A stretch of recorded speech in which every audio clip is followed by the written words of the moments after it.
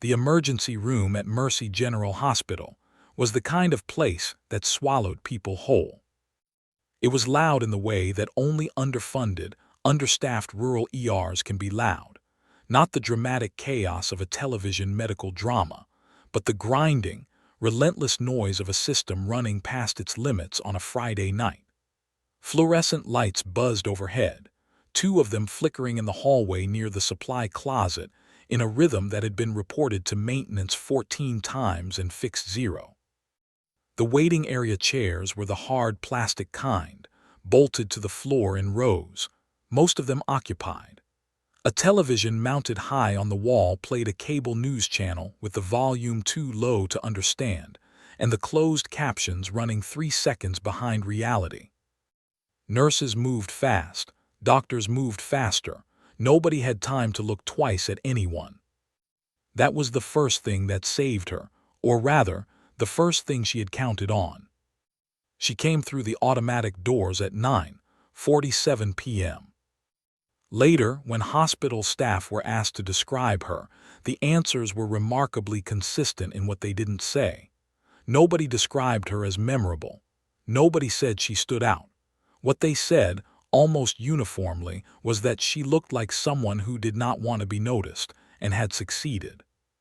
Plain gray hoodie, zipped to the collar, dark jeans with no distinguishing features, boots that were worn at the toe and heel in the pattern of someone who covered serious distance on foot regularly. Her dark hair was pulled back tightly, efficiently, the way a person wears their hair when appearance is an irrelevance and function is everything. She wore no jewelry. No watch on her wrist, unusual, for someone who, as the staff would later observe, checked the clock on the wall every few minutes with the focused regularity of a person for whom time was not comfort but intelligence. She carried one bag, a single military-style duffel, olive green, worn at the straps, set over her right shoulder with deliberate care. Her left arm was pressed close against her body, not dramatically, not in the way of someone in obvious agony, but in the careful, controlled manner of someone managing pain they had decided not to show. She walked to the front desk without hesitation, no searching look around the room, no uncertainty in her step. She had assessed the layout the moment she entered and moved directly to where she needed to be. Nobody noticed that either. Deborah Hutchins had worked the Mercy General triage desk for 11 years. She had seen everything, or believed she had. Gunshot wounds disguised as something else. Domestic injuries explained away with impossible stories. Soldiers back from deployment who sat in waiting room chairs with the particular stillness of people whose nervous systems had been recalibrated by war and hadn't fully recalibrated back. She had a good eye. She trusted her instincts. When the woman in the gray hoodie approached the desk, Deborah's instincts fired quietly. Without alarm, just a low and steady signal that something here was not entirely what it appeared to be. The woman spoke first. "I need to be seen. I took a fall." Her voice was calm, measured, not the flat affect of someone in shock that had a particular quality Deborah recognized immediately. This was something different. This was the voice of someone who had made a decision about how much to reveal and was executing that decision with discipline. "How long ago?" Deborah asked. "A few hours." "And you drove yourself here?" A brief pause, not hesitation, calculation. "Yes." Deborah looked at her carefully.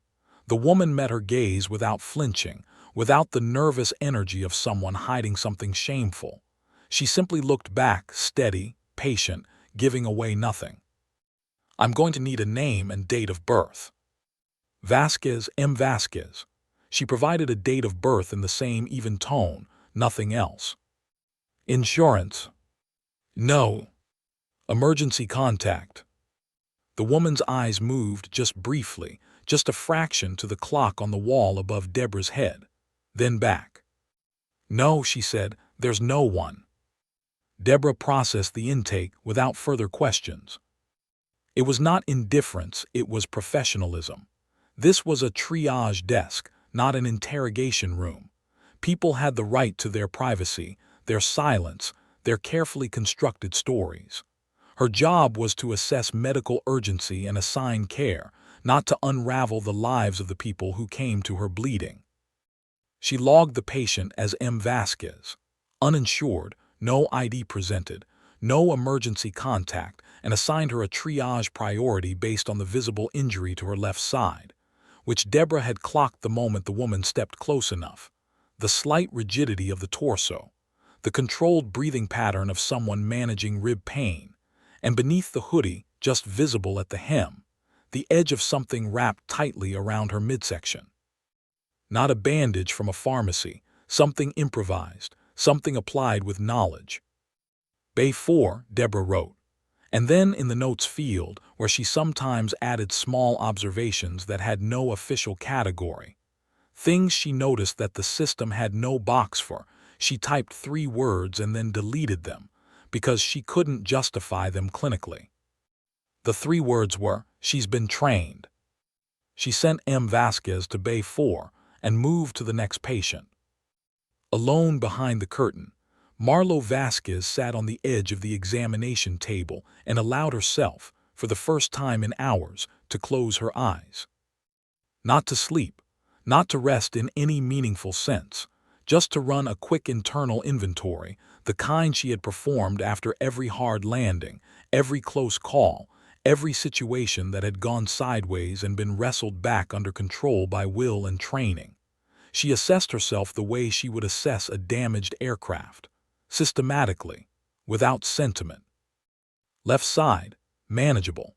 She had packed the wound herself in the back of a gas station bathroom 40 miles outside of town, using supplies from the kit she kept at the bottom of her duffel bag for reasons she had always told herself were precautionary. The bleeding had slowed.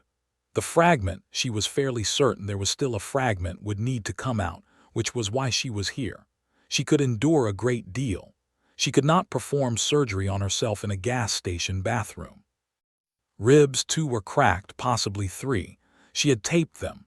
Breathing was manageable if she kept it shallow and controlled. Everything else, functional. She opened her eyes and checked the clock.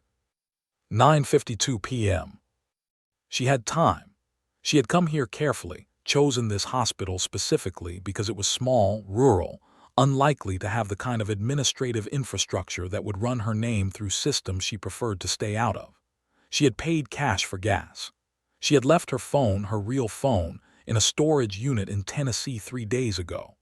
The device she carried now was a basic prepaid model with no data history and a number registered to a name that did not exist. She had done everything correctly. What she did not know, could not have known, was that 3 hours earlier, before she had even reached the Virginia state line, a piece of equipment she had forgotten she was still carrying had activated automatically upon detecting her biometric distress signal. A beacon so old she had stopped thinking of it as active. A beacon registered to a call sign that, 112 miles away, was about to stop radio traffic cold. The signal's operations center at Fort Belvoir was not a glamorous posting. The soldiers who worked the night shift there called it the cave, not affectionately, but with the resigned accuracy of people describing a place they had accepted they would spend a significant portion of their lives in. It was a long, low-ceilinged room buried in the operational wing of the building, lit by the combined glow of monitor screens and overhead panels that someone had set to 60% brightness years ago, and nobody had ever adjusted. It smelled of recycled air, old coffee, and the particular staleness of a room where the windows never opened because there were no windows. On a quiet Friday night, it was the last place anyone expected history to walk through the door. Specialist Kevin Rourke was 22 years old and 8 months into his first real posting. He was smart, genuinely smart, the kind that had gotten him through signals training at the top of his class. But intelligence in the cave expressed itself mostly as the ability to stay alert during tasks so repetitive they could hollow out a less disciplined mind. Tonight's assignment was a routine frequency sweep, across a designated band of emergency and legacy military channels. The purpose was to confirm signal integrity and log any anomalous transmissions for review. Nothing ever came through. This was so reliably true that Rourke had, over 8 months, developed a private ritual to stay sharp. He would mentally narrate the sweep as though it were a dramatic radio broadcast, complete with an imaginary announcer voice that described the incoming silence as another flawless transmission of absolutely nothing, ladies and gentlemen. It was stupid. It kept him awake. It had worked fine for 8 months. It stopped working at 10:23 p.m. on a Friday night in late autumn. The transmission came through on a channel that Rourke's training told him was essentially a historical artifact, a legacy emergency band from a generation of equipment that had been largely phased out of active service. It was the communications equivalent of a rotary telephone ringing in a room full of smartphones. Nobody should have been broadcasting on it. Nobody current used it. The signal was weak, fragmented, riding the edge of receivable range in a way that suggested either great distance or significant interference, possibly both. Rourke almost logged it as atmospheric noise and moved on. Then the words pushed through. 2 of them, barely formed, stretched thin by distance and static like something spoken underwater. Angel 6. Rourke's hand stopped moving. He sat completely still for 3 full seconds, which, in the context of signals monitoring protocol, was 3 seconds too long. His training was screaming at him to act. His brain was still processing what his ears had just delivered. In 22 years of life, including 8 months in this room, he had never heard those 2 words. He didn't know what they meant. He only knew, from the sudden electricity running up the back of his neck, that they meant something enormous. He pressed the alert button. Not the standard anomalous signal flag, which generated a low-priority notification to the duty supervisor. The alert button, the red one, the one that Rourke had been told during his first week in the cave, was reserved for transmissions of immediate operational significance and was not, under any circumstances, to be treated casually. He pressed it so hard the edge of the casing cut into his thumb. What followed was unlike anything Rourke had ever witnessed, and he would spend the rest of his career measuring other high-pressure situations against it. The room changed in under 60 seconds.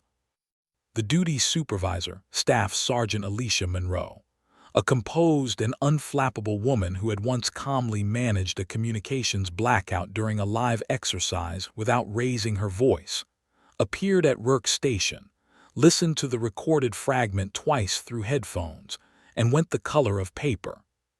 She picked up the secure handset. She did not dial the standard duty officer line. She dialed a number from memory, a number, Rourke would later learn, that she had been given on her first day in the cave and told she would likely never need to use. A number that bypassed every intermediate layer of the command structure and connected directly to a 24-hour watch desk that existed for a very specific and very narrow category of emergency. She spoke 4 words. Angel 6 beacon confirmed. Then she hung up and turned to Rourke. Lock the recording, don't touch anything. Don't speak to anyone in this room about what you just heard. She paused. Actually, don't speak to anyone outside this room either. Not tonight. Not until you're cleared to. Rourke nodded. His mouth was dry. Who is Angel 6? He asked because he couldn't help it. Monroe looked at him with an expression that mixed urgency with something that might, in a different context, have been reverence. Someone who should never have needed to use that beacon, she said, which means something has gone very wrong. Within 4 minutes of the alert, the cave had transformed. Personnel who had been off-duty appeared in civilian clothes, still pulling on jackets. 2 men in plain dress arrived from a section of the building that Rourke, despite 8 months of working in the same facility, had never been cleared to enter. A lieutenant colonel was physically retrieved from a dinner in the officers' mess by a sergeant who interrupted the table without apology and spoke quietly into the officer's ear. The lieutenant colonel stood up immediately, placed his napkin on the table with the careful precision of someone giving their hands something to do while their mind raced ahead, and left without explanation. Phones rang in controlled bursts. Secure channels opened. Someone pulled up a mapping interface on the main display and began running a triangulation protocol that Rourke recognized from training as a locate and confirm sequence, the kind used not for equipment or assets, but for people. For the first time, it struck Rourke fully. Angel 6 was not a place, not a frequency, not a piece of equipment. Angel 6 was a person. A person who was somewhere out there, injured, or in danger, or both, broadcasting on a dead channel from a beacon so old it predated half the people in the room. He watched the triangulation narrow on the map display, watched the circle tighten around a small point in rural Virginia, watched the room move with the coordinated urgency of people who had trained for this moment and hoped never to use that training. And then, from somewhere near the back of the room, a senior NCO whose name Rourke didn't know picked up a handset and said, in the flat tone of someone delivering information they wished was different, "Sir, beacon is stationary. She's not moving. Either she's down or she's found a position and she's holding it." A brief silence followed that statement. "Or," said a voice near the main display, quieter, "she walked herself somewhere and stopped because she ran out of options." The room absorbed that. Then everyone moved at once. There are people whose lives, when examined closely, read less like a biography and more like a series of events that should not have been survivable. Marlo Inez Vasquez was one of those people. Not because she was reckless, she was, by every account of those who served alongside her, among the most disciplined and calculated operators they had ever encountered. Not because she sought danger. She was consistently described in evaluation reports as someone who assessed risk with the cold precision of an engineer and minimized it wherever the mission allowed. But because the mission she flew existed at the absolute edge of what was possible, in places where the margin between success and catastrophe was measured in seconds and inches, and she had spent 14 years operating in that margin without ever letting it consume her. The file, for those with clearance to read it, was extraordinary. For everyone else, she was simply a woman who had never appeared in a headline. She was born in Laredo, Texas, on a Wednesday morning in early spring, the youngest of 4 children in a household that ran on discipline, faith, and the particular resilience that grows in families who have learned that the world does not soften itself for you simply because you need it to. Her father, Ernesto Vasquez, was a mechanic who ran his own shop on the edge of town. He was a quiet man who communicated primarily through action, through the careful way he maintained his tools, through the patient manner in which he taught his children that anything worth doing was worth doing correctly, through the fact that he had never once, in Marlo's memory, left a job unfinished regardless of how long it took or how tired he was. Her mother, Cecilia, taught 4th grade at the local elementary school for 31 years. She was warmer than Ernesto but no less exacting. She believed, with a conviction she passed directly into her children, that the most important thing a person could develop was not talent. Talent was given, unreliable, and easily wasted, but judgment. The ability to assess a situation clearly, make a decision without the paralysis of fear, and stand behind that decision with your whole self. Marlo had absorbed both of them completely. She enlisted at 19, 3 weeks after graduating high school, in a decision that surprised almost no one who knew her well. She had always been drawn upward, literally. As a child, she had climbed everything climbable in Laredo. As a teenager, she had spent every dollar of her part-time job earnings on weekend flights, with a retired crop duster named Harold who charged $20 a session, and taught her more about the actual feel of an aircraft than any certified instructor she would later encounter. By the time she sat in a military cockpit for the first time, the machine did not feel foreign to her. It felt like a conversation she already knew how to have. She earned her aviation wings at 23, finishing first in her class with an evaluation summary that used the word exceptional 4 times across 3 pages. Unusual enough that her flight commander had noted it in a personal memo as something he had not seen in 19 years of training pilots. Her first operational posting was unremarkable on paper: transport missions, resupply runs, the foundational work of military aviation that builds the muscle memory and situational discipline that keeps pilots alive when everything goes wrong later. She flew every hour she was given and requested more. She studied aircraft systems the way some people study scripture, not to pass examinations, but because she needed to understand, at a mechanical and physical level, exactly what the machine could bear and where its limits lived. She was 26 when she flew her first classified extraction mission in eastern Afghanistan. She was 26 when she realized that the night flying, the precision, the irreversible commitment of descending into a hot zone to pull someone out, was what she had been built for. The first shoot-down happened in October of 2009. She was 28 years old and had been in Afghanistan for 14 months. The mission was a nighttime personnel recovery operation in Kunar province, a narrow, mountainous corridor of eastern Afghanistan that pilots described, in the particular dark humor of people who flew there regularly, as the place geography went to become a weapon. The valley walls were close. The altitude was punishing to rotor performance.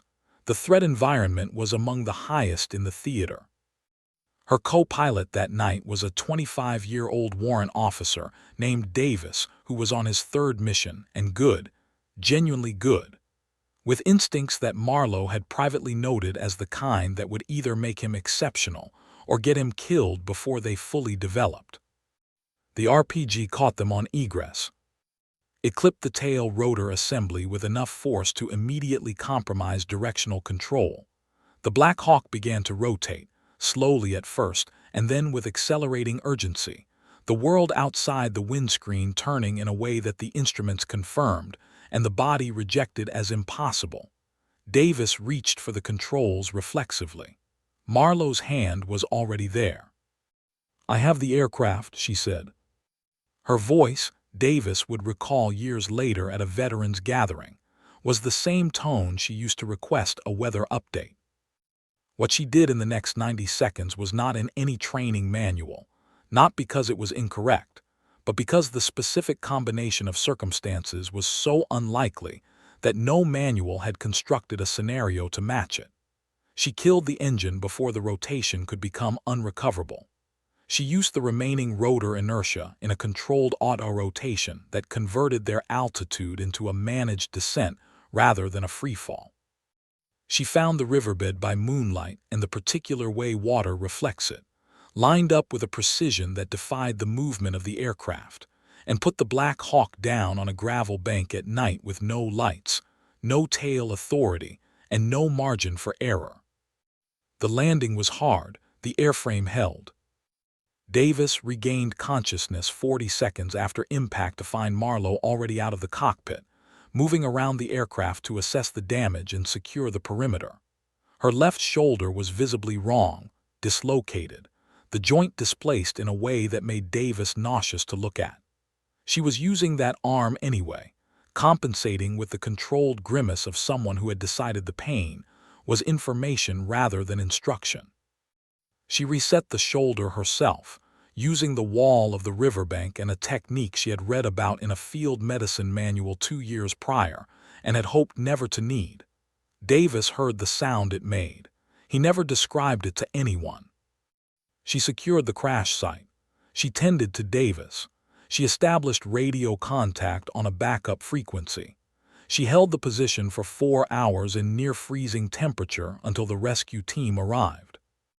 The incident report she filed afterward listed her injuries as minor. It described her own actions across the 4 hours in a single sentence. It devoted 3 paragraphs to the performance of the aircraft's systems and recommendations for maintenance review.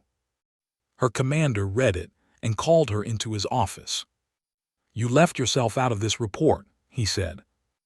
"The aircraft and crew were recovered, sir," she replied. "That's the report." He looked at her for a long moment, then he signed it. The second shootdown, in 2013, was worse. The kilometer through hostile terrain with cracked ribs and a concussion navigating by stars alone. That story existed only in the memories of the 2 soldiers she carried out, and in a classified addendum that fewer than a dozen people had ever been cleared to read. She had been 26 when she first understood what she was built for. By 32, she had proven it in ways that would never appear in any public record. And she had chosen, every single time, to keep it that way. Dr. Priya Anand had chosen emergency medicine for the same reason most people who last in it do. Not because she was drawn to the chaos, but because she was drawn to the clarity. In emergency medicine, the problem was always in front of you. There was no ambiguity about what needed to be done, no waiting for test results over days and weeks, no bureaucratic fog between the patient and the action. Someone was hurt. You assessed. You decided. You acted.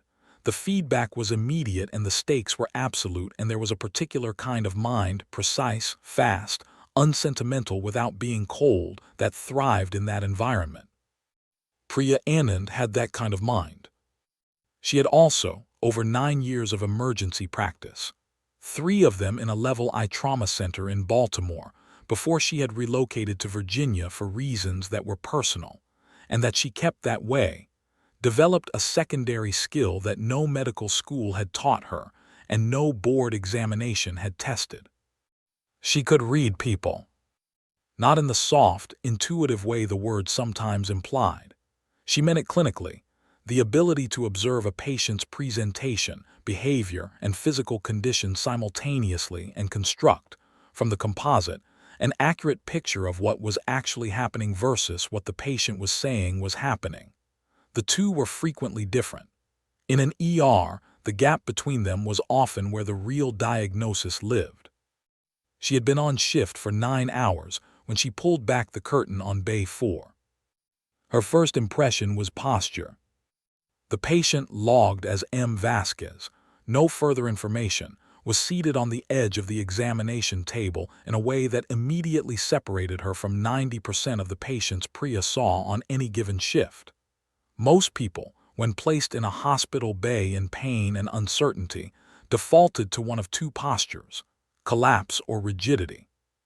They either folded inward, shoulders curved, making themselves smaller against the discomfort and vulnerability of the situation, or they went rigid with the tension of someone fighting their body's signals by sheer force of will. This woman did neither. She sat with a straight spine and relaxed shoulders, her hands resting open on her thighs, her weight distributed with the balanced, grounded quality of someone who had spent years in environments where physical composure was not a luxury but a functional requirement. She was not performing calm. She simply was calm in the specific, trained way that Priya had seen only a handful of times before, always in patients with military backgrounds. Her eyes moved to Priya the moment the curtain opened, not with the anxious, searching look of a patient hopping for reassurance, but with the quick, assessing quality of someone cataloging a new variable in an ongoing situation. She was, Priya realized immediately, evaluating her. "I'm Dr. Anand," Priya said, moving to the side of the table. "Can you tell me what happened?"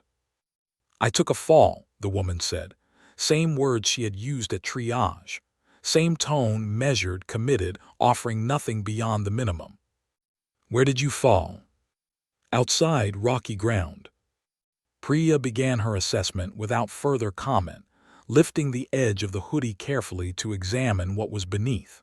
What she found made her stop for just a fraction of a second, a pause so brief that most patients would not have noticed it. This one did. The improvised bandaging was extraordinary, not in its materials, which were rudimentary, but in its application. Whoever had dressed this wound had done so with a precise understanding of compression technique and wound management that went far beyond basic first aid. The layers were even. The tension was calibrated, tight enough to slow bleeding effectively without compromising circulation. The anchoring points had been chosen with anatomical awareness. This was not someone who had wrapped themselves in a panic. This was someone who had been trained to manage trauma in the field and had applied that training to their own body with the same methodical competence they would have applied to anyone else. "You dressed this yourself," Priya said. "It was not a question." "Yes." "Where did you learn to do this?" A brief pause. "First aid course." Priya looked up at her. The woman met her gaze steadily, not defiantly, not nervously, but with the particular quality of someone who had decided on a story and was not going to be moved from it by anything short of a direct confrontation she could not deflect. Priya decided professionally to file that away and keep moving. What the imaging confirmed 20 minutes later removed any remaining ambiguity about the nature of the injury. The laceration on the left side was deep, a clean channel through soft tissue consistent with fragmentation, not blunt trauma. The kind of wound produced not by a fall against rocky ground, but by a high-velocity fragment traveling in a specific direction at a specific angle. There was, as Marlowe had suspected, a small metallic fragment still present, visible on the scan as a bright, hard point approximately 4 centimeters deep, sitting with uncomfortable proximity to structures that made Priya's jaw tighten when she reviewed the image. The rib assessment confirmed 2 fractures, the third and fourth on the left side, with bruising patterns that radiated outward from a central point of impact in a way that was consistent with blast compression. Not a fall, not a vehicle accident, something that had released energy outward from a source and caught her in its radius. Priya stood in the imaging review room for a moment with the scans in front of her, and did what she always did when a clinical picture didn't match the presented history. She thought. The wound management skills, the specific injury pattern, the resting heart rate of 48, athlete low, stress response absent in a way that spoke to extraordinary physiological conditioning, the way the patient watched the clock, the way she had answered every question with the minimum words required, the single duffel bag, the no ID, no insurance, no emergency contact. The tattoo, which Tamaz, her charge nurse, had photographed mentally the moment he saw it, and described to Priya in a quiet moment outside the bay as a rotor blade above a set of coordinates above a single number. 6. Priya returned to Bay 4 and stood at the bedside. "Ms. Vasquez," she said carefully, "I need to be honest with you about what the imaging shows, and I need you to be honest with me about what actually happened. Not because I'm going to report you to anyone, but because how I treat this injury depends on understanding how it was caused." The patient was quiet for a moment. She looked at the clock. Then she looked back at Priya with those steady, unreadable eyes, and something shifted, almost imperceptibly, in her expression. Not a softening exactly, more like a very slight, very controlled acknowledgement that she was dealing with someone who could not be easily managed with the minimum version of the story. She opened her mouth to speak. She never got the chance. The curtain moved. The hospital administrator appeared in the gap, a man named Gerald Holt who in 9 years of working with him Priya had never once seen look rattled. And he was, unmistakably, rattled. His face had the bloodless quality of someone who had just received information that had reorganized his understanding of the situation he was standing in. He was holding his phone with both hands. His knuckles were pale. "Dr. Anand," he said. His voice was careful in the way that voices get when the person using them is trying very hard to sound normal. "I need a word.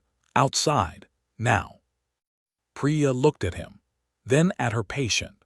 The woman in Bay 4 had gone very still, not with surprise, but with the focused stillness of someone who had just received a piece of information they had been hoping not to receive. She was looking at the clock again. "Gerald," Priya said quietly, not moving. "What is it?"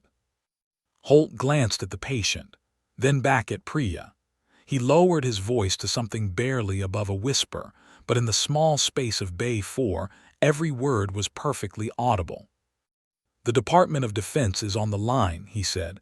"They're asking for confirmation of a patient in our care." He paused, swallowed.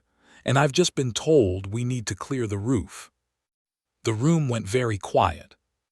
Priya turned slowly to look at her patient. Marlo Vasquez was not looking at the clock anymore. She had closed her eyes briefly, just for a moment, with the expression of someone who had done everything correctly and been found anyway. The first thing the air traffic controller at Shenandoah Regional Airport noticed was the override request. His name was Frank Delaney, and he had worked the regional tower for 19 years. He had managed crop dusters and private Cessnas, and the occasional medevac bird that needed expedited clearance to get a critical patient somewhere faster than the roads allowed. He had, once, in 2018, coordinated an emergency landing for a small commuter aircraft with a failed landing gear that had made the local news for 2 days. He had never received an override request that arrived already authorized. The standard process for emergency airspace requests involved a sequence: notification, assessment, coordination, clearance. It took time. It involved conversation. There were forms and protocols and a chain of communication that existed because airspace management, like most things that kept people alive, ran on procedure. What came through at 10:51 p.m. bypassed every layer of that sequence simultaneously. The authorization code that accompanied the request was not a format Frank recognized from 19 years of regional operations. He ran it through the system twice, because the first result seemed impossible. The second confirmed it. He sat back in his chair and stared at his screen with the particular expression of a man who has just discovered that the building he is sitting in is significantly smaller than he had believed. Then he picked up his radio and did exactly what the authorization told him to do. He cleared the corridor. Inside Mercy General, the sequence of events moved with a speed that the hospital's existing emergency protocols had not been designed to accommodate. Gerald Holt, the administrator, had spent 20 years managing institutional crises, budget shortfalls, malpractice claims, the occasional public health scare that required careful communication and calm leadership. He was good at his job because he was methodical. He believed in process. He believed in the reassuring weight of procedure as a buffer between chaos and the people who depended on the institution to function. The phone call he received at 10:48 p.m. introduced him to a category of crisis his methodology had no template for. The voice on the line was calm, official, and economical, with information in the way that voices from certain federal agencies tend to be, giving you precisely what you needed to comply and nothing beyond it. It identified itself. It provided a verification code that Gerald's assistant confirmed through a secondary channel in under 90 seconds. It told him 3 things. First, a patient currently in his facility was the subject of an active federal recovery operation. Second, the hospital rooftop needed to be cleared and landing lights activated within the next 15 minutes. Third, incoming personnel would require immediate and unimpeded access to the patient upon arrival. It did not explain why. It did not identify the patient by name. It did not tell him how many aircraft were coming or where they were coming from. Gerald Holt hung up the phone, sat completely still for approximately 4 seconds, and then moved faster than anyone who knew him would have believed he was capable of moving. The maintenance worker on the roof was a man named Pete Calloway, who had worked at Mercy General for 11 years and regarded the rooftop as his private territory during break times. A square of flat membrane roofing and ventilation equipment that nobody else bothered with, and that offered, on clear nights, an unobstructed view of the Virginia sky that Pete found genuinely restorative. He was on his third cigarette when the door behind him opened, and two people in security uniforms appeared and told him, with apologetic urgency, that he needed to leave immediately. Pete looked at them. He looked at his cigarette. He looked at the sky to the southeast, where he could now faintly but unmistakably hear something approaching. He left his jacket on the ventilation unit and went inside without further discussion. The landing lights came on 60 seconds later, casting the rooftop in the amber and white geometry of an improvised landing zone. From the parking lot below, a night shift nurse named Sandra, who had stepped out for air, looked up at the sudden illumination and felt the first thread of something she couldn't name, not fear exactly, but the specific unease of a situation that has shifted outside the boundaries of the ordinary without announcing itself. She looked at her phone. No alerts, no notifications, nothing. She went back inside and told two colleagues what she had seen. Within 4 minutes, there were 11 hospital staff members at various windows facing the parking lot and the rooftop. They came from different directions, and they came with the coordinated deliberateness of something that had been planned. The first two Black Hawks appeared from the northeast, running lights visible, moving fast and low in a way that indicated priority clearance rather than routine transit. They banked over the tree line at the edge of the hospital property and came around in a wide, efficient arc that positioned them for approach without wasted motion. Professional. Practiced. The movement of aircraft flown by people who had done this in places where precision was survival. The medevac helicopter from Walter Reed came in from the east, its red cross marking visible as it descended toward the rooftop with the smooth, unhurried confidence of a crew that had made 1,000 similar approaches and trusted their preparation completely. The command and control aircraft arrived last among the rooftop contingent, a configuration that none of the watching hospital staff could identify from its external profile, marked with designations that meant nothing to civilian eyes, but would have, to anyone with the right background, communicated a level of operational authority that made everything else on the tarmac subordinate. In the parking lot below, 4 additional aircraft settled onto the asphalt and the adjacent grass with the calm efficiency of a planned deployment. Rotor wash moved through the lot in waves, pressing against cars and rattling loose signage, and pulling at the coats of the handful of people who had been outside when the aircraft arrived, and now stood frozen, staring upward with the wide-eyed stillness of people whose brains were working hard to categorize what they were seeing. 8 aircraft, no press release, no warning, no explanation offered to anyone who hadn't been on the federal phone call 40 minutes earlier. Inside the hospital, the effect was immediate and total. The waiting room, which had been running at the low-grade restless energy of a Friday night in a rural ER, went quiet in the specific way that crowds go quiet when something outside the expected range of events intrudes on collective consciousness. People stood. Phones appeared. Someone said audibly, "What is happening right now?" And nobody answered because nobody knew.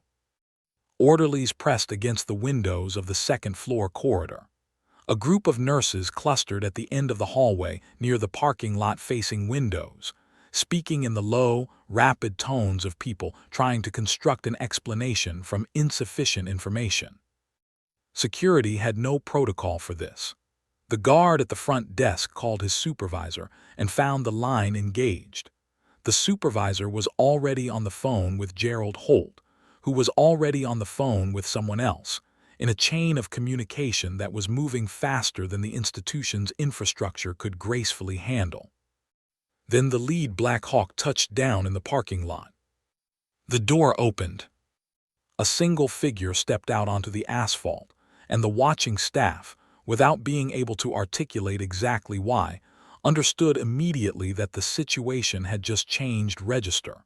Not because of the uniform, though the dress uniform communicated rank at a distance. Not because of the bearing, though the bearing was unmistakable. but because of the quality of stillness around the figure. The way the surrounding personnel, all of them clearly trained and professional, oriented toward him in the subtle, automatic way that people orient toward a gravitational center. 2 stars on his shoulders caught the parking lot lights. He did not look at the crowd gathered at the windows. He did not look at the aircraft settling behind him. He walked toward the entrance of Mercy General Hospital with the focused, unhurried stride of a man who had already decided exactly what he was going to do and needed only to cover the remaining distance between himself and it. He came through the automatic doors. He passed the front desk without stopping. He reached the nurse's station and paused. The nurse behind the counter, a woman named Carla who had worked emergency reception for 7 years and believed herself unshockable, looked up at a 2-star general in full dress uniform standing in her ER at 11 o'clock on a Friday night, and felt every assumption she had ever made about the boundaries of her working life quietly evaporate. He looked at her with dark, exhausted, absolutely focused eyes, and asked one question. Is she alive? Carla, the reception nurse, had been asked a great many questions across 7 years of emergency reception work. She had been asked questions by people who were terrified, by people who were furious, by people so deep in grief they could barely form words, by people who were lying and people who were telling the truth, and people who no longer knew the difference between the two. She had developed, across those 7 years, a comprehensive internal catalog of human urgency in all its forms. She knew what panic looked like, what desperation looked like, what the specific hollow quality of someone preparing for the worst looked like. What she saw in General David Caraway's face when he asked his single question was none of those things. It was something older and quieter, and in some ways more difficult to look at directly. It was the expression of a person who had been carrying the weight of responsibility for another human being's survival across thousands of miles and 31 sleepless hours, and was now, standing 6 feet from the answer, almost unable to bear the final distance. She told him yes. She told him the patient in Bay 4 was stable, was being treated, was alive. And something in General Caraway's face shifted, not dramatically, not with any outward display, just a single, almost imperceptible release of tension around his eyes, the way a structure settles when the force being applied to it is removed. He nodded once. "Take me to her," he said. The corridor between the nurse's station and Bay 4 was approximately 40 feet long. Dr. Priya Anand, who had been summoned from the bay by Gerald Holt, and was now walking that corridor beside General Caraway with her arms folded and her professional composure fully deployed like armor, would later describe the walk as one of the strangest 40 feet of her career. Not because of the general, not because of the situation, but because of what she noticed in the faces of the staff they passed, the nurses and orderlies and technicians who lined the hallway in the unplanned, instinctive way that people arrange themselves when something significant is moving through a space. Nobody spoke. Nobody reached out. They simply stood and watched the general pass, and the watching had a quality to it that Priya recognized but could not immediately name, until, somewhere around the 20th foot of that 40-foot corridor, it came to her. It was the same quality she had seen at memorial services. Not grief, but the specific, weighted attention of people in the presence of something that matters beyond the boundaries of the ordinary moment. General Caraway stopped at the curtain of Bay 4. He did not push it aside immediately. He stood for a moment with one hand resting on the fabric, a gesture so brief and so private that Priya almost looked away from it, and then he drew the curtain back and stepped inside. Marlo Vasquez was exactly as Priya had left her. Sitting upright on the examination table, spine straight, hands open on her thighs, the IV line running from her left arm to the bag hanging beside her. The bandaging had been replaced with proper wound dressing. The imaging results were clipped to the board at the foot of the table. The monitors beside her tracked her vitals in steady, even lines that communicated, to anyone who could read them, a physiological composure that had no business existing in a person with her injuries. She was looking at the door when it opened. She did not look surprised. She looked, Priya thought, like someone who had run the calculations and arrived at this outcome as one of the possible results, not the preferred one, but an acceptable one, given that the alternative was considerably worse. Her eyes moved to the general and stayed there. General David Caraway stood at the foot of Marlowe Vasquez's hospital bed. And for a long moment, a moment that the medical staff present would measure differently in memory, some recalling it as 10 seconds and some as 30 and some as longer still, he said absolutely nothing. He was 61 years old. He had served in 2 wars. He had sent people into situations from which some of them had not returned, and he had carried each of those decisions with the private, unshared weight that command at that level requires and never adequately prepares you for. He had received medals and given speeches, and sat across tables from men who could end conflicts with signatures and men who could start them with phone calls. He was not, by any reasonable measure, a man easily moved. He stood at the foot of that bed and said nothing for a very long time. The staff who remained in the room would describe it in different ways afterward. The nurse Tamaz said it felt like standing in a place of worship where the service had not yet begun. Dr. Anand said it had the quality of 2 people communicating in a language that required no words because the words would have been inadequate anyway. What they all agreed on, without exception, was this: whatever passed between those 2 people in that silence was real and significant and belonged entirely to them. When he finally spoke, he turned to Dr. Anand first. He told her what she needed to know, not everything, but enough. He told it quietly, without decoration, in the direct and precise manner of a man accustomed to briefings where clarity was operational and ambiguity was dangerous. He told her that the patient had served for 14 years in classified operations across Afghanistan, Iraq, and 1 additional theater that he did not name, that she had flown combat search and rescue missions in conditions that most pilots would have refused on grounds of survivability, that she had been personally responsible for the extraction of 34 American service members from active fire zones, a number he stated flatly, without emphasis, which somehow made it land harder than if he had leaned into it. He told her about the Distinguished Flying Cross, awarded in a private ceremony, no photograph, no record in any public database, at the patient's explicit and formal request. He did not tell her about Kunar. He did not describe the second shoot-down. He did not mention the 4-hour hold in near-freezing temperature with a dislocated shoulder, or the kilometer through hostile terrain on cracked ribs and a concussion, or the dozen other moments scattered across 14 years where the margin had been so thin that the difference between the outcome they got and the outcome they almost got was measured in fractions that didn't bear too much examination. He didn't need to.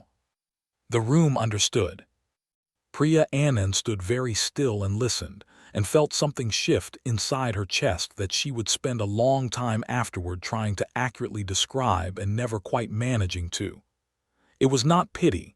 There was nothing in Marlowe Vasquez that invited pity. It was not simple admiration, though admiration was present.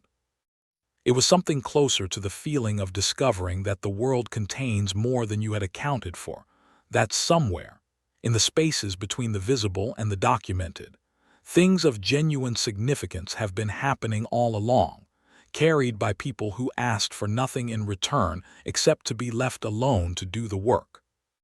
She looked at her patient, the woman who had walked in alone, who had said I took a fall with a straight face and steady eyes, who had wrapped her own fragmentation wound with electrical tape in a gas station bathroom, and driven herself to a rural ER, and given a false history with the calm confidence of someone who had been keeping secrets for so long it had become indistinguishable from ordinary speech. She looked at her and felt the full weight of the distance between what she had assumed and what was true. Marlo Vasquez had been watching the general throughout. When he finished, she was quiet for a moment. Then, in a voice that was hoarse from dehydration and rough at the edges, but absolutely, fundamentally composed, the voice of a person whose center held regardless of what was happening at the periphery, she spoke. "You didn't have to send 8, sir." The room held its breath. General Caraway looked at her for a long moment. In his expression, Priya saw something that she had not expected to see on the face of a two-star general, something unguarded, something that in a different man she might have called tenderness, but that in him expressed itself simply as the undefended acknowledgement of a truth he had no intention of arguing with. "Yes," he said quietly, firmly, without hesitation. Nobody sent a message. That was the detail that would stay with everyone who was there long after the night had passed into memory. The fact that what gathered in the parking lot of Mercy General Hospital in the hours after the helicopters landed was not organized, not coordinated, not the result of any official communication or institutional directive. It simply happened.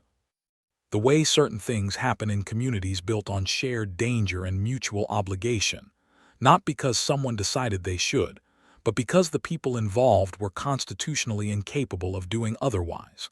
Because there are bonds formed in specific kinds of darkness that civilian life has no adequate equivalent for, and when those bonds are activated, the response is not a decision so much as a reflex.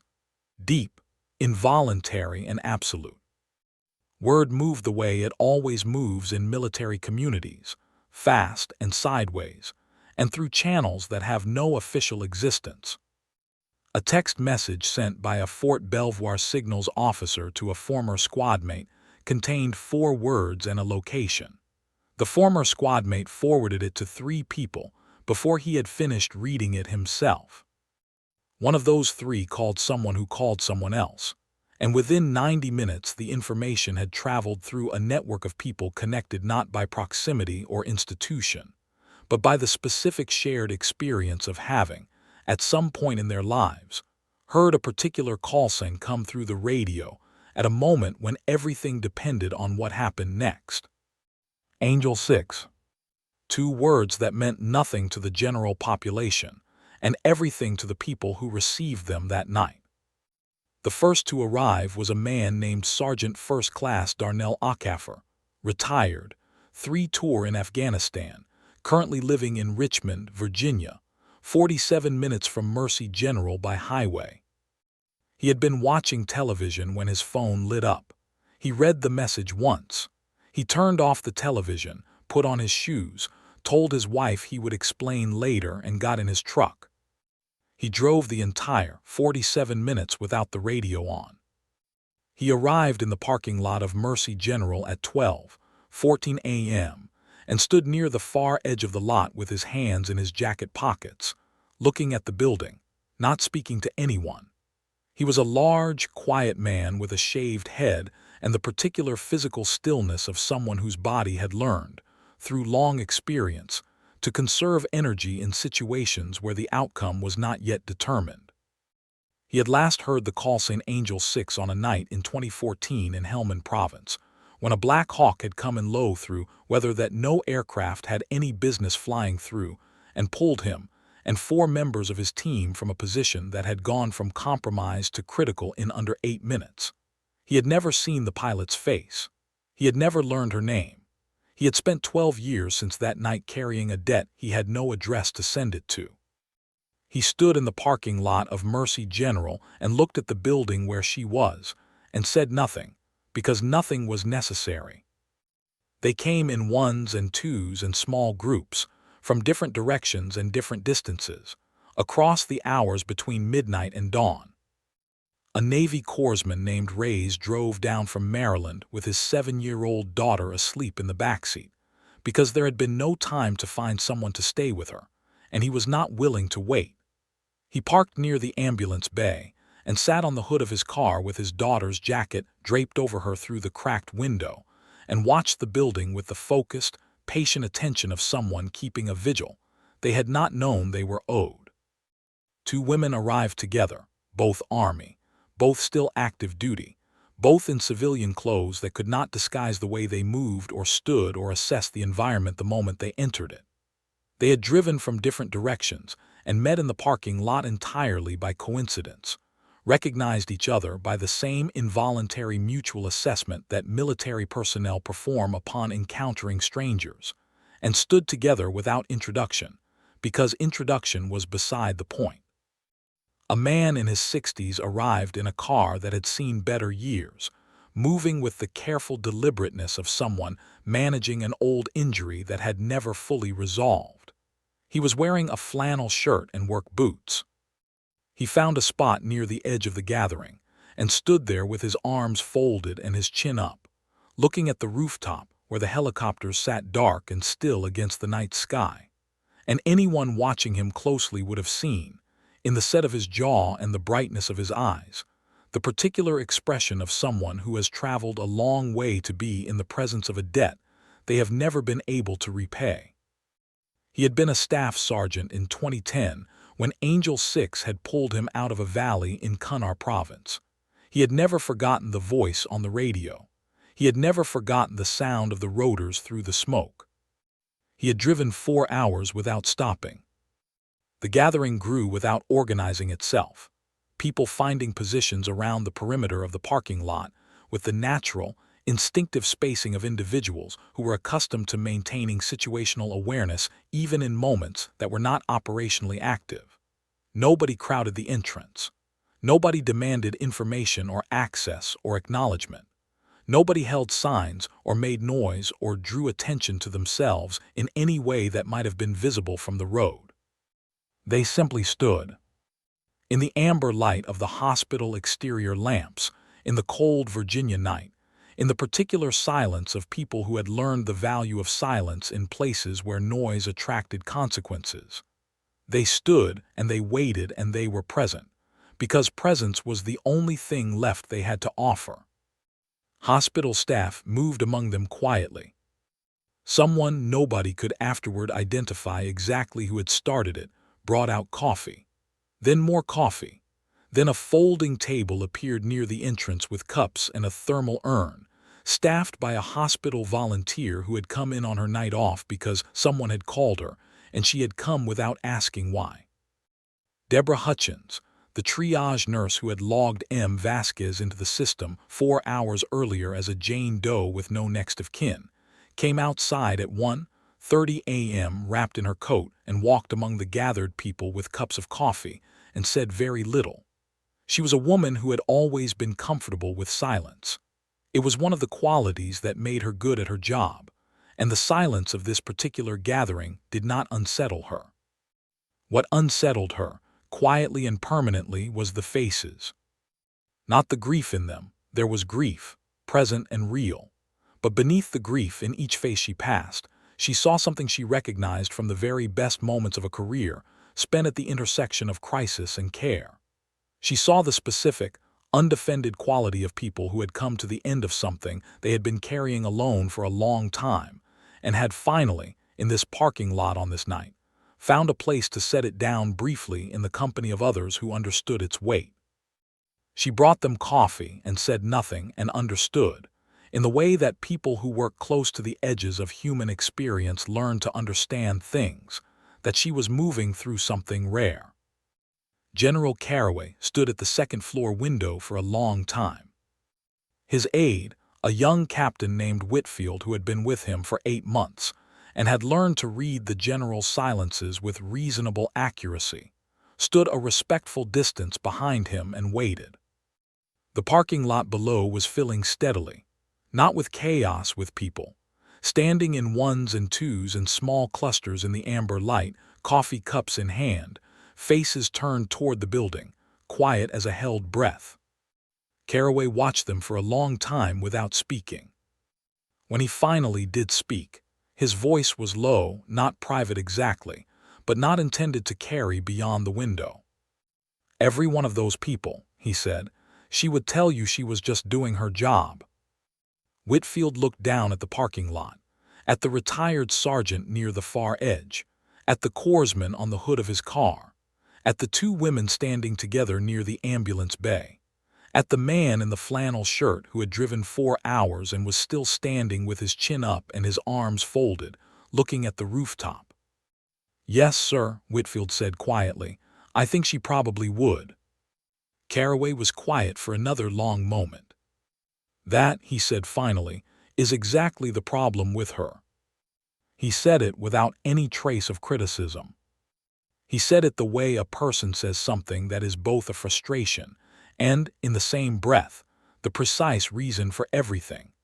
The reason for the 8 helicopters, the reason for the 31 sleepless hours, the reason for the parking lot full of people who had driven through the night to stand in the cold outside a hospital for a woman who would never have asked them to. He stood at the window until the coffee on the table below needed refilling. Then he turned from the glass, straightened his uniform, and went back to the work of making sure she was going to be all right. Part 8. She still didn't want the story told. Extended version, 700 words. The transfer orders came through on a Tuesday morning. Walter Reed Military Medical Center. The best military medical facility in the country. A place built not just for treatment, but for the specific, complicated work of putting back together people who had spent their careers allowing themselves to be used up in service of something larger than themselves. A place that understood, institutionally and individually, that the damage carried by people like Marlo Vasquez was not only physical, and that recovery from it required more than surgical precision and pharmaceutical management. The paperwork was processed quietly, no announcement, no convoy, no ceremony of any kind. A medical transport helicopter landed on the Mercy General rooftop at 600 on a gray Tuesday morning, and Marlo Vasquez, dressed in clean clothes that someone had sourced overnight, her duffel bag beside her, her left side properly bandaged, and her cracked ribs taped by hands considerably more qualified than her own, was moved from Bay 4 to the rooftop on a gurney she had argued against and lost. Dr. Priya Anand walked beside the gurney to the elevator and rode up with her in silence. At the rooftop door she stopped. Marlo looked up at her from the gurney with those steady, dark eyes that had, across 4 days of treatment, never once fully lowered their guard, and yet had communicated, in the precise and limited way of someone not accustomed to expressing things they considered private, something that Priya had learned to read as gratitude. "You're going to be fine," Priya said. It was what she said to patients, the professional comfort of certainty offered to people who needed it. But she meant it differently this time, and they both knew it. Marlo held her gaze for a moment.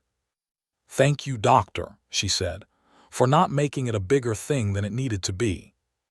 Priya looked at her, at this woman who had been shot down twice, who had carried soldiers through hostile terrain on broken bones, who had pulled 34 people from the edge of death and asked for nothing in return, who had walked into a rural ER alone and bleeding, and still managed the situation with the composed efficiency of someone running an operation rather than surviving one. She wanted to say something adequate. She couldn't find it. She nodded once, stepped back, and let the rooftop door close between them. Marlo submitted her first formal request from Walter Reed on the 3rd day of her admission. It was typewritten, single page, 3 paragraphs. The language was precise and bureaucratic and entirely characteristic of someone who had spent 14 years navigating military administrative systems and understood exactly which words, arranged in which order, produced the outcomes she wanted. The first paragraph requested that no statement be released to the press, the public, or any media entity regarding the events at Mercy General Hospital, specifically the patient in Bay 4, the aircraft deployment, or any personnel involved in the response. The second paragraph requested that the individuals who had gathered in the hospital parking lot during the night of the incident not be identified, contacted, or acknowledged by any official entity in connection with the event. The third paragraph was addressed personally to General Caraway. It was 2 sentences long. It thanked him for his response time and his presence. It formally requested, for what the accompanying cover note identified as the 7th time across her 14-year service record, that her complete service file remain sealed at the highest applicable classification level. General Caraway received the request in his office at Fort Belvoir on a Thursday afternoon. He read it twice.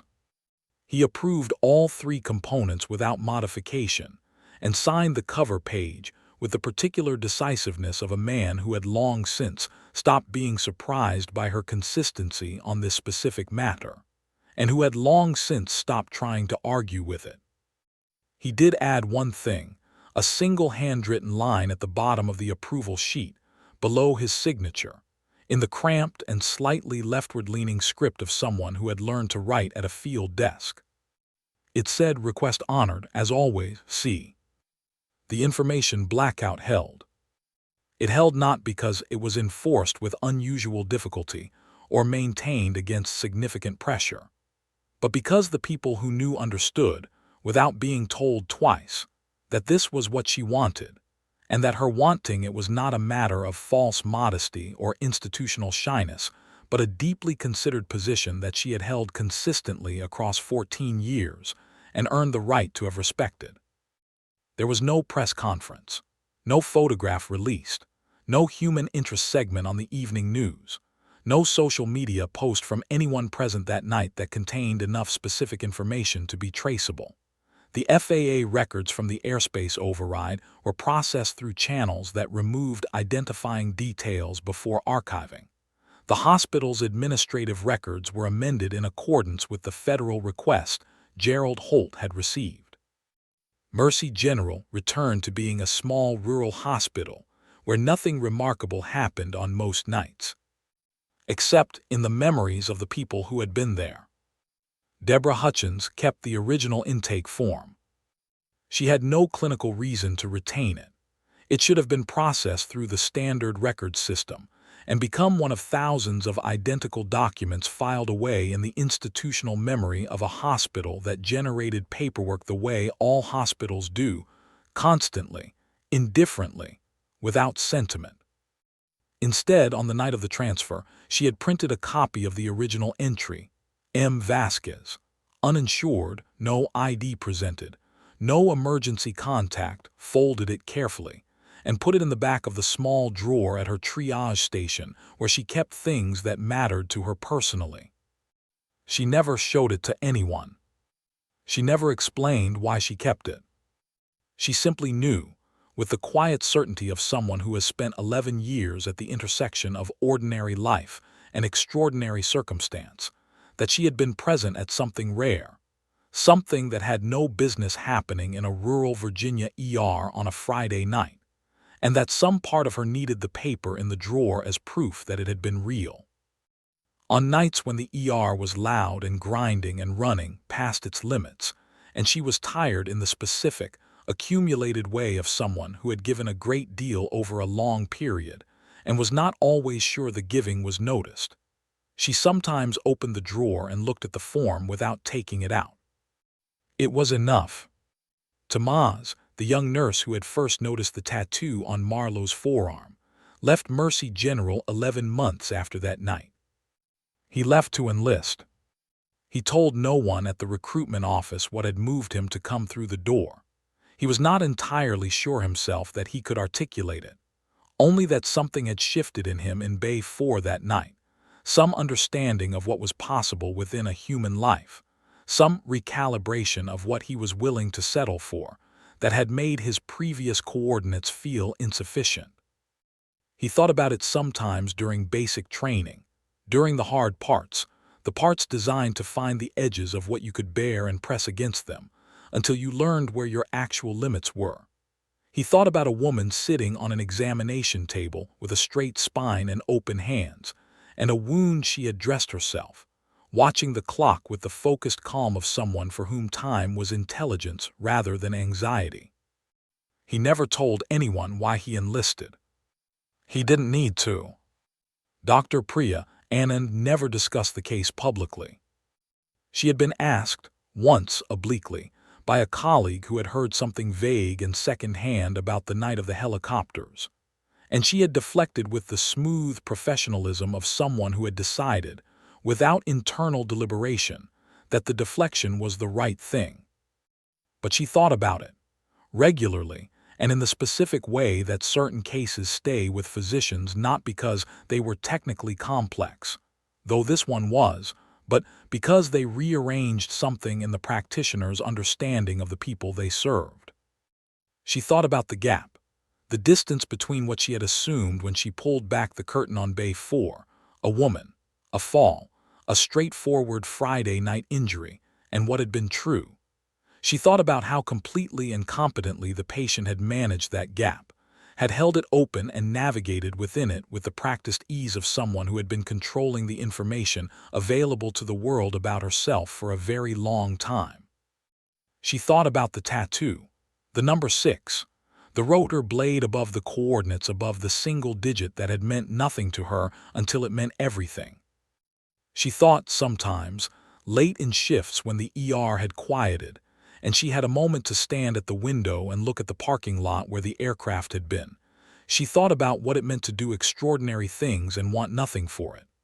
Not recognition, not gratitude, not the ordinary human hunger for acknowledgement that most people, if they were honest, carried through their lives. Just the work, done correctly, and then the deliberate, chosen disappearance back into anonymity. She had met, in 9 years of emergency medicine, a great many remarkable people. She had never met anyone quite like that. Marlo Vasquez was cleared for flight status 8 months after the night. She walked into Mercy General alone. The certification process was thorough, physical, psychological, operational. She passed every component. She returned to duty with the same quiet efficiency with which she had, apparently, done everything else across 14 years of a career that existed mostly in classified files and the memories of people whose lives she had changed without leaving her name. She flew again. At night mostly, low and fast over terrain that would have turned most pilots back, into the kind of situations that the radio traffic described in clipped, professional language that stripped the terror out and left only the coordinates and the objective and the words. Personnel in danger, recovery required. She answered every time. Because some people are built for a specific kind of work, not assigned to it, not resigned to it, but fundamentally, structurally, in the deepest arrangement of who they are built for it. And the work, when it calls, does not need to explain itself. It only needs someone willing to answer. There is no monument, no public memorial, no name on a wall that civilians pass and photograph, no documentary, no book, no interview given to a journalist who would have told the story well and reached an audience that would have, genuinely, been moved by it. Only the people she pulled from fire. Scattered across the country in the lives they almost didn't have, raising children they almost never had the chance to raise, growing old in houses they almost never came home to, waking on ordinary mornings with the particular, private gratitude of people who know, in a way most people never have cause to know, exactly how close the margin was. They hear rotors sometimes. On quiet evenings, driving with the window down, standing in a backyard in the early dark when a helicopter passes overhead on its way to somewhere else entirely.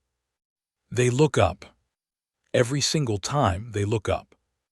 And in the moment before the sound fades and the ordinary evening reasserts itself, in that one suspended moment, they feel something that has no clean name in any language, something between gratitude and grief and wonder and the acute, humbling awareness of being alive when the arithmetic said otherwise. They know the call sign. They carry it the way you carry the things that saved you, quietly, completely, for the rest of your life. They always will.